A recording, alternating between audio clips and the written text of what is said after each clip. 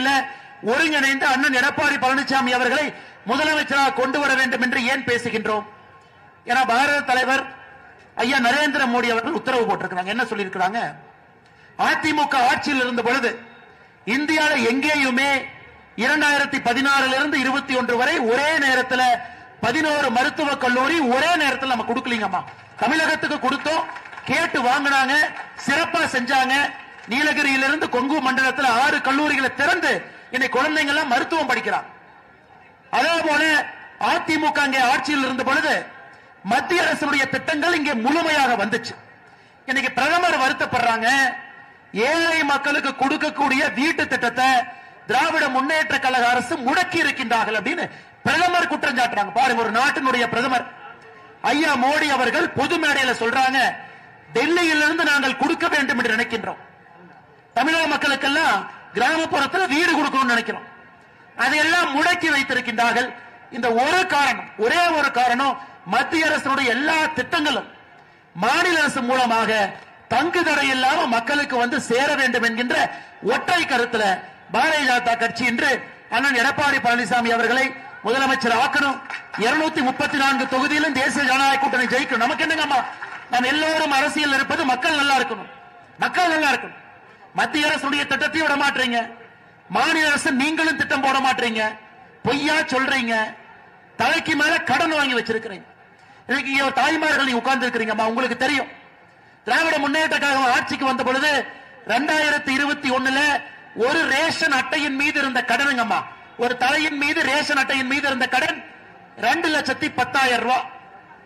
இன்னைக்கு 5 ஆண்டுகள் ஆட்சி முடிந்து ஒரு ரேஷன் அட்டையின் மீது இருக்கக்கூடிய கடன் ஒரு தலையின் மீது 4,82,000 ரூபாய். அப்ப 5 வருஷத்துல ஒரு ரேஷன் அட்டைக்கு 2,72,000 ரூபாய் கடன் வாங்கியிருக்காங்க. கடன் ஆமா, உங்களுக்கு கொடுத்தது எவ்வளவு? 32,000 ரூபாய், 32 மாசம் 1000, 5,000 ரூபாய் பொங்கல், 37,000. அது 1,825 நாள், 5 வருஷம் கணக்கு போட்டா ஒரு நாளைக்கு 20 ரூபாய் பாக்கெட்ல 20 ரூபாய். ஆனா உங்க மேல கடன் வாங்கி இருக்கிறது 5 ஆண்டுகள்ல 2,72,000. 2,72,000 5 வருஷம் பாருங்க, ஒரு நாளைக்கு 150 ரூபாய் கடன். இதுதாங்க கருணாநிதி தனம் நம்ம சொல்றோம் இல்லைங்களா? அடிக்கடி கருணாநிதி தனம்னு சொல்றோம். ஏன்பா என் தலைமையில 150 ரூபாய் கடன் வாங்கி என் பாக்கெட்ல 20 ரூபாய் வச்சு 130 ரூபாய் நீ ஆட்டையை போட்டேன்னு சொல்லுவாங்கல்லங்கம்மா, அதான் இந்த 5 ஆண்டு. இதுக்கு ஒரு பேரு திராவிட மாடல் அரசு, இதுக்கு ஒரு பேரு வேற வச்சிருக்காங்க. நாங்க மேடை போட்டு அண்ணன் சொன்னது போல நாளைக்கு திமுக காரங்க இங்க வந்து நாம் சொன்ன தரவு தப்புன்னு சொல்லட்டும், நான் பொது மன்னிப்பு கேட்கிறேங்கம்மா, பொது மன்னிப்பு கேட்கிறேன். இல்ல அப்படி இல்லவே இல்ல, நான் பொது மன்னிப்பு இதே இடத்துல மேடை போட்டு கேட்கிறேங்கம்மா.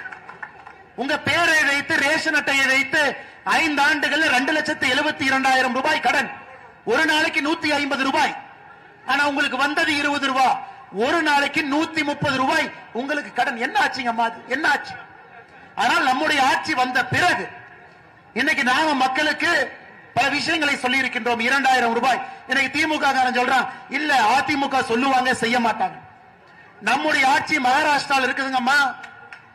இதற்கு முன்பு கூட்டணி ஆட்சி, இன்னைக்கு கூட்டணி ஆட்சியில் இருக்கும். அங்க மகாராஷ்டிராவில் ஒரு சகோதரிக்கு 2,100 ரூபாய் நம்முடைய அரசு கொடுக்குது. 2,100.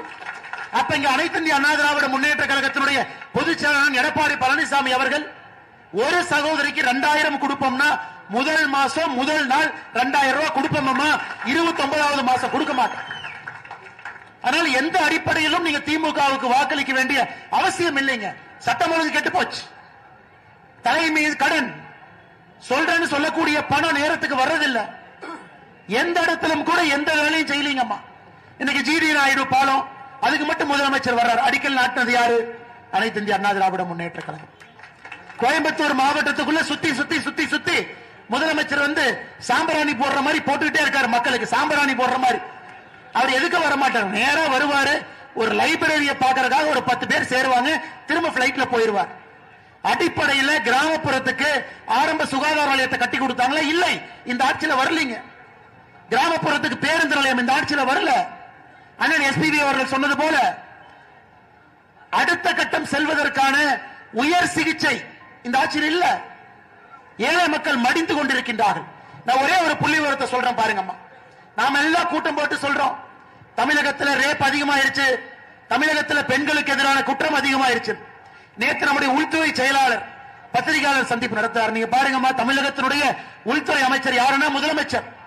பயந்து போய் அவரு வரல, டிஜிபி அனுப்புறாரு, கமிஷனர் அனுப்புறாரு, உள்துறை செயலாளர் அனுப்புறாரு. 5 பேரை வந்து இந்த மாடுகள்லாம் ஆடுகள்லாம் பாத்தீங்கன்னா இந்த பக்கரா ஆடு மாதிரி வந்து நிக்கும். அந்த மாதிரி 5 பேர் உட்கார்ந்து பத்திரிகையாளர் சந்திப்பு நடத்துறாங்க. அதுல அவங்க தரவு கொடுக்கறாங்கம்மா. 5 ஆண்டுகள்ல தமிழகத்தில் நடந்த கொலை மட்டுமே 5 ஆண்டுகள்ல தமிழகத்தில் நடந்த கொலை 8008 பேர் தமிழகத்திலே வெட்டி படுகொலை செய்யப்பட்டிருக்கின்றார்கள். 5 ஆண்டுகள் 5 ஆண்டுகள் நடந்த கற்பழிப்பு மட்டுமே தமிழகத்தில் 2080. 5 ஆண்டுகள்ல இது நல்லா கேளுங்கம்மா, 5 ஆண்டுகள்ல 18 வயசுக்கு கீழ் இருக்கக்கூடிய பெண் குழந்தை, 18 வயசு கீழ் இருக்கக்கூடிய பெண் குழந்தையின் மீது நடத்தப்பட்ட குற்ற சம்பவங்கள் 5 ஆண்டுகள்ல 39,900. நல்லா கேட்டுக்கோங்க, 39,900. அப்ப ஒரு நாளைக்கு தமிழகத்தில் 18 வயசுக்கு கீழே இருக்கக்கூடிய பெண் குழந்தைகள் 22 பேர் ஒரு நாளைக்கு. இன்னைக்கு 22 பெண் குழந்தைகள் தமிழகத்தில் 18 வயசுக்கு கீழே அவர்கள் மீது குற்றம் நடந்திருக்கு. எந்த மண்ணாங்கட்டி ஆட்சி நடத்துறாங்கம்மா? மண்ணாங்கட்டி ஆட்சி. 39,900 பெண் குழந்தைகள் 18 வயசு கீழே. நான் சொல்லிங்கம்மா, நேற்று உள்துறை செயலாளர் அவர் நடத்திய பத்திரிகையாளர் சந்திப்புல கொடுத்த பேட்டி நான் சொல்றேன். எந்த காரணத்திற்கும் திராவிட முன்னேற்ற கழகம் தமிழகத்தில் திரும்ப ஆட்சிக்கு வரக்கூடாதுங்கம்மா. எந்த காரணத்திற்கும் நம்முடைய குழந்தைகள் நிம்மதியா இருக்க மாட்டாங்க. ஆனால் இன்னைக்கு நம்முடைய உறுதி என்ன? மேல மோடி ஐயா இருக்காங்க, கீழே எடப்பாடி அண்ணன் இருக்காங்க. கோயம்புத்தூரை பொறுத்தவரை இந்த பகுதி